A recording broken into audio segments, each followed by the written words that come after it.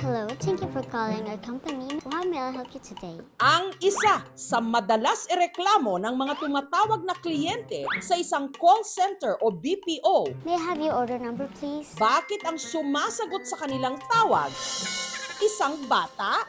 Minsan galit. Are you kidding me? Where is your supervisor? Yung iba naman nagbubulungan. This is a kid. I'm talking to a kid. Struggle ko din po siya dahil pinagkakamalan niya na bata, baka pinagtitripan lang sila. Napakaliit at napakatinis daw kasi ng boses ng agent. That I can help you with. Siya, si Kim, isa talagang BPO o call center employee. Pero hindi siya ang pinakabata sa industriyang ito. Dahil kahit parang wala pa siyang 10 taong gulang, meron siyang gustong linawin. Gusto ko pong iklaro sa lahat na 26 na talaga ako.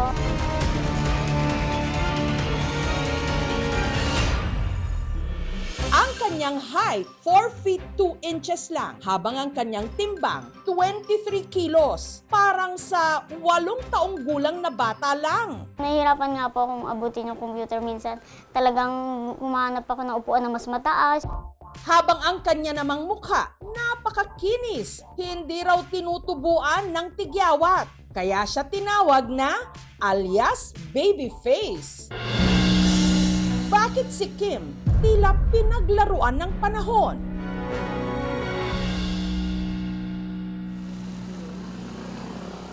Tiga Quezon City si Kim. At sa mga ayaw pa ring maniwala na 26 anyos na siya, heto ang pruweba. Ang hawak ko pong document is my birth certificate. Nakalagay po dito na 26 na talaga ako, which is my date of birth is June 11, 1999. Taong 2024 nung nagsimula raw mag-apply si Kim sa call center.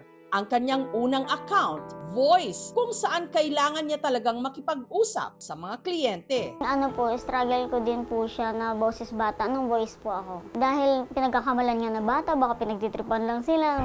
Si Kim lumipat sa ibang kumpanya. Pinili ko po talaga mag non-voice. Hindi na po siya katulad nung sa calls na kailangan ko talaga na anuhin yung boses ko. Sa non-voice, typing lang. Yung iba pong agent, kala namin talaga nung unang kita namin sa'yo, anak ka ng TL o kaya ang pamangkin ka ng mga CEO dito.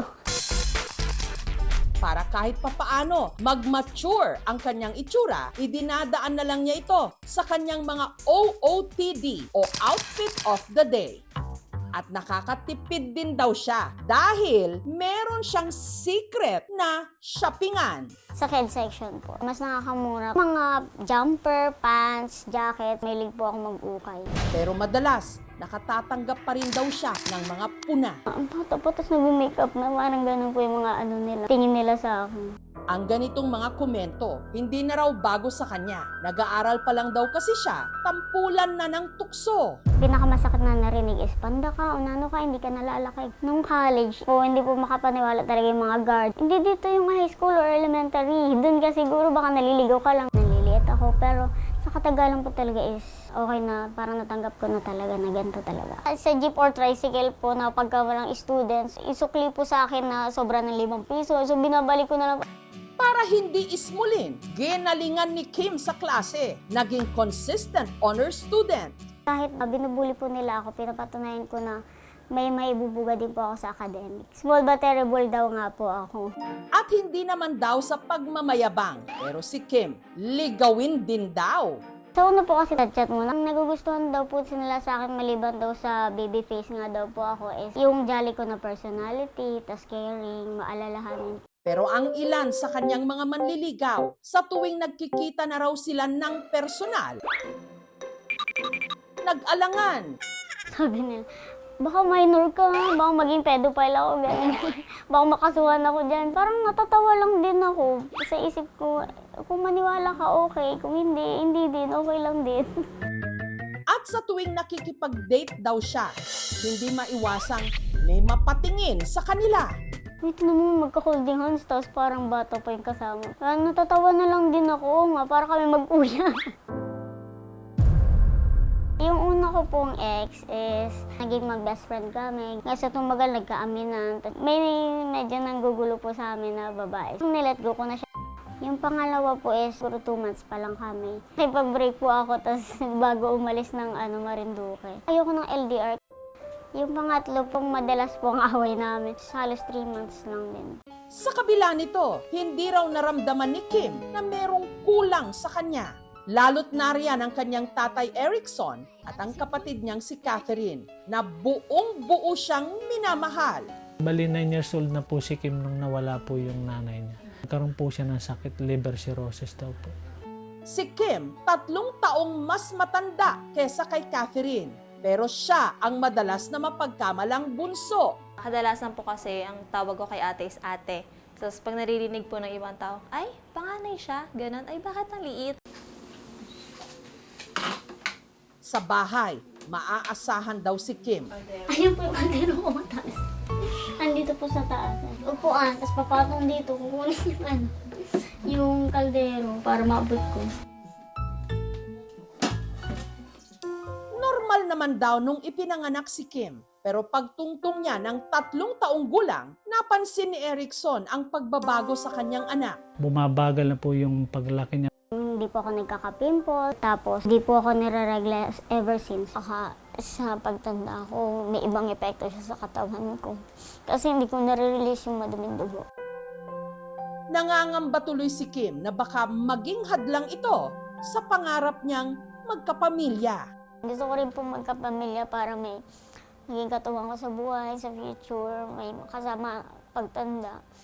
And para makumpleto po. Pag ano mo kasi, pag maigit ka sa iba, na may sariling pamilya.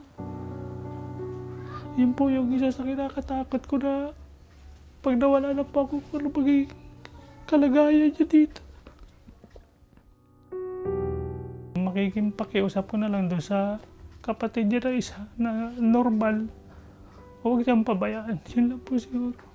Bata pa lang po kami, maaga po kaming nawala ng mother. Si ate lang po talaga naging kasangga ko. Kung pwede nga po kasama ko lagi si ate sa bahay.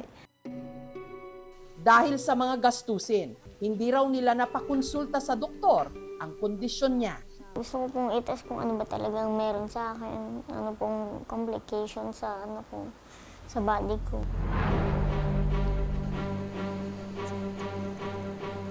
Kaya nitong Biyernes, inilapit namin siya sa isang doktor o obstetrician gynecologist.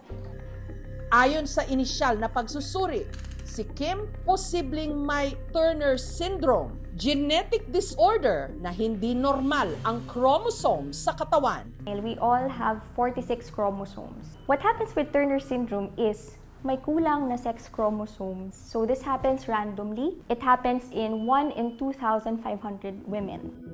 Yung worry ni Kim na parang naiipit yung dugo sa loob at hindi nakakalabas, na baka magkaroon ng infection or cause problems, hindi ito nangyayari. Yung ating sex hormone, meron din siyang gene that actually promotes growth. So dahil wala yung gene na yun, kaya hindi tumatangkad si Kim. Yung hindi pag-manifest ng kanyang acne, it's all related to the fact na there's no hormones that are stimulating those secondary sexual characteristics. So, isa sa mga difficulty ng mga patients who have Turner syndrome is actually pregnancy. When we check their egg levels, wala silang sariling eggs to even produce a baby. Tapos minsan, sobrang liit na ng matres nila na it will be difficult for them to even get pregnant if they want to get pregnant. Sunod siyang dinala sa isang endocrinologist para makumpirma kung meron nga siyang Turner syndrome. Kinakailangan daw sumailalim si Kim sa tinatawag na karyotyping. Blood test po ito para malaman kung sakto po yung chromosomes po niya or may mali. Currently, wala pong treatment ang Turner syndrome kasi genetic pong sakit po ito. Kung mas bata po sana siya at hindi po nagsara yung growth plate po niya, pwede pong magbigay ng growth hormone. Pero at this point, dahil 26 na po siya, mga hormonal therapy po, pwede po para makapag-develop siya ng breast content. Nilawakan na po namin yung pag-iisip namin na tanggap na po namin yung pwede mangyari. Medyo nalungkot nga po ako sa nalaman ko na hindi na po ako pwede mabuntis. Pero tanggap na lang po talaga ang gagawin. Marami sa atin ayaw tumanda, gayong ang ilan, katulad ni Kim, parang iniwan ng panahon sa pagiging bata. Pero sa totoo lang, hindi edad at itsura ang sukatan, kundi kung paano mo itataas ang sarili mong halaga Kahit sa paningin ng iba, ikay maliit.